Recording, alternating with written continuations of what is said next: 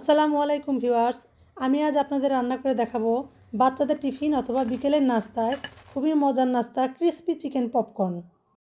তো প্রথমে আমি মুরগির মাংস এভাবে ছোটো করে কেটে ধুয়ে পানি ঝরিয়ে নিয়েছি।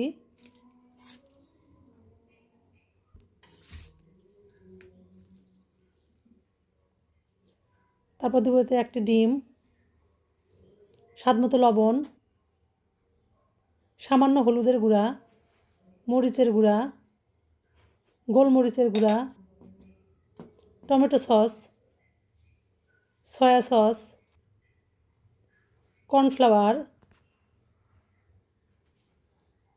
আদা বাটা, রসুন বাটা, ভাজা জিরা গুঁড়া, গরম মশলা গুঁড়া, ধনিয়া গুঁড়া। এবার সবগুলো একত্রে ভালোভাবে মিশিয়ে নিব।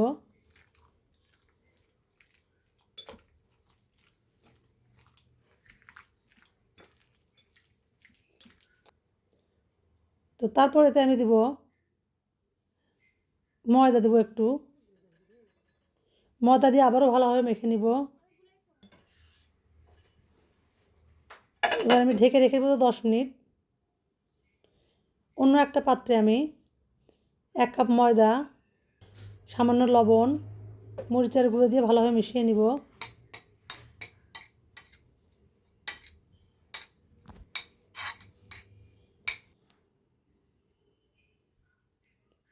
তো 10 মিনিট পর ঢাকনাটা খুলে আমি আবারও ভালোভাবে মশলার ভিতর মাংসটা ভালোভাবে মেখে নিব আবার। তারপর এবার মাংসের টুকরোগুলো ময়দার মিশ্রণে ভালোভাবে কোটিং করে নিব। তারপরে এরকম একটা চালনির সাহায্যে আমি মাংসগুলোকে উঠিয়ে নিব এবং বাড়তি ময়দাগুলো ঝেড়ে নিব।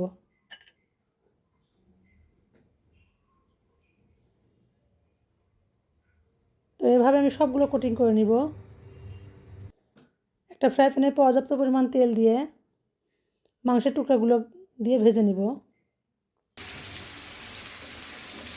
চুলার আঁচটা মাঝারি রেখে নাস্তাগুলো ভেজে নিব, নয়তো দেখা যাবে উপরে পুড়ে যাচ্ছে, ভিতরে মাংস কাঁচাই রয়ে গেছে।